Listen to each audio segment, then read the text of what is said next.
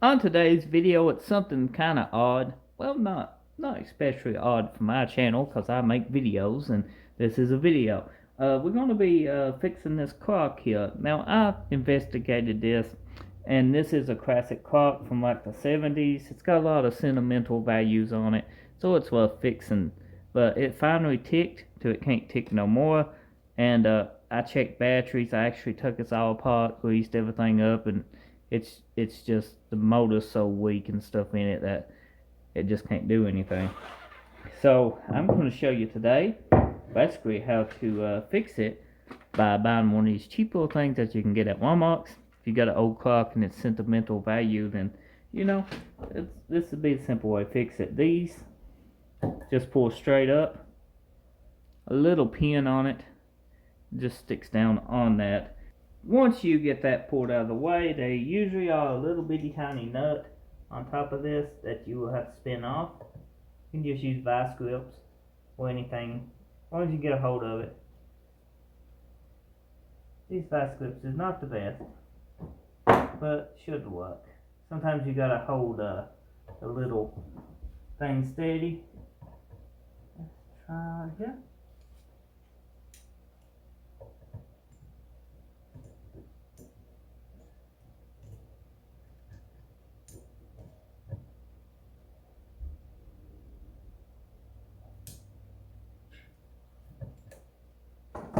And they won't be super tight, it will be just snug. So you can set that out of the way. Now keep up with all this stuff, especially if you want to reuse it onto your new fitting, your new engine, your new clock motor, whatever you call it.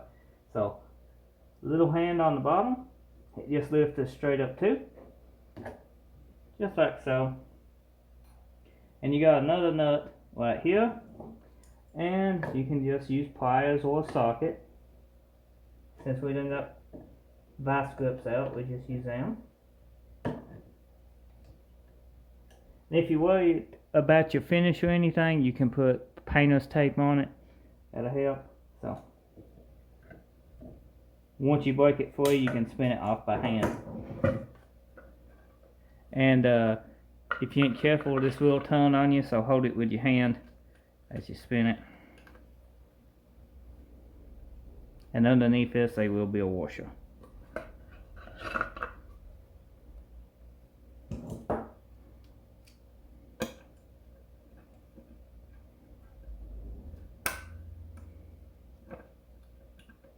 Hopefully you got better pliers than me.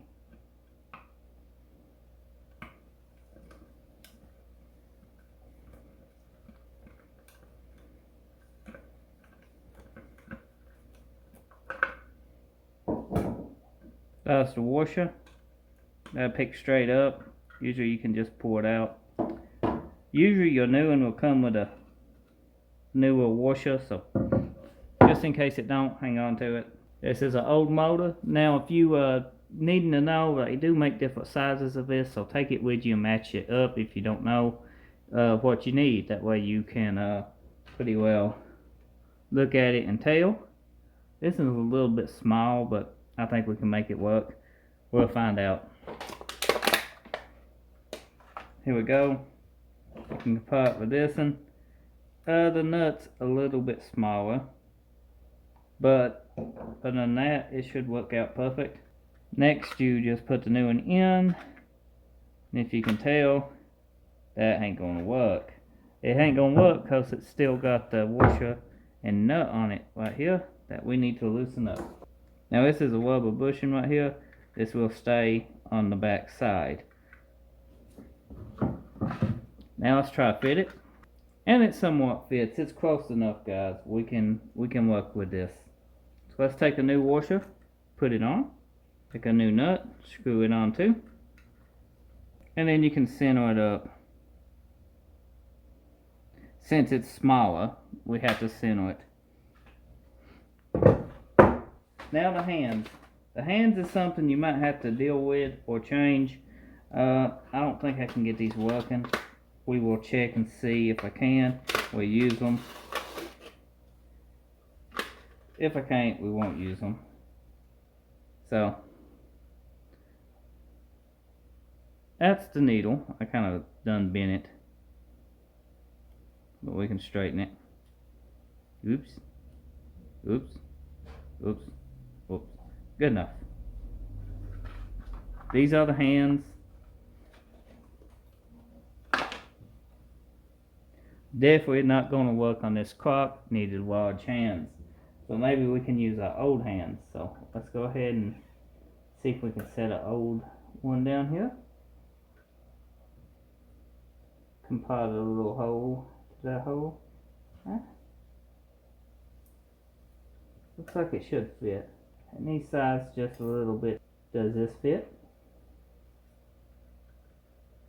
So what I'm going to do is take these and just edge them out just a tad bit bigger to make them fit on this, so can we use my old hands, as these is just press fit and my old hands was kind of notched and bolted on. So easy to do. I get right back with you. So what I got is a file, and I'm just going to file the inside of this, going around and around, and keep test fitting it.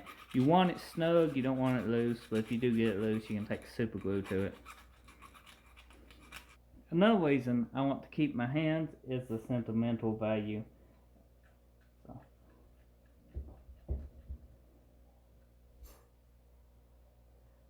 Looks pretty good though, guys. Now I can tell you right now the top is not going to fit at all because it is notched. So I'm doing this very carefully because I don't want to bend the hand. Because, you know, these is antique and you ain't going to find these no more probably. And as you can see, this Phillips screwdriver is making a decent sized little round hole now.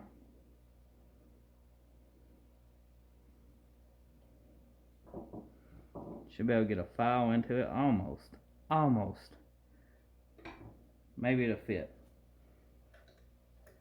Oh, it does.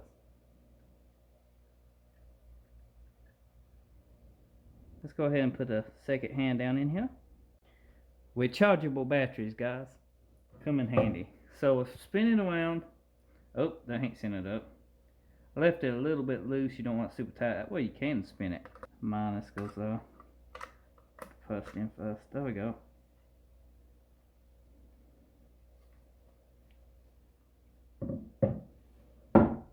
So if you needed to know how to fix a crock or build a crock or restore an old crock that had sentimental values, get it working again, this kind of wasn't a restore. It was kind of just taking it out and restoring the mechanical part we're using our old hands.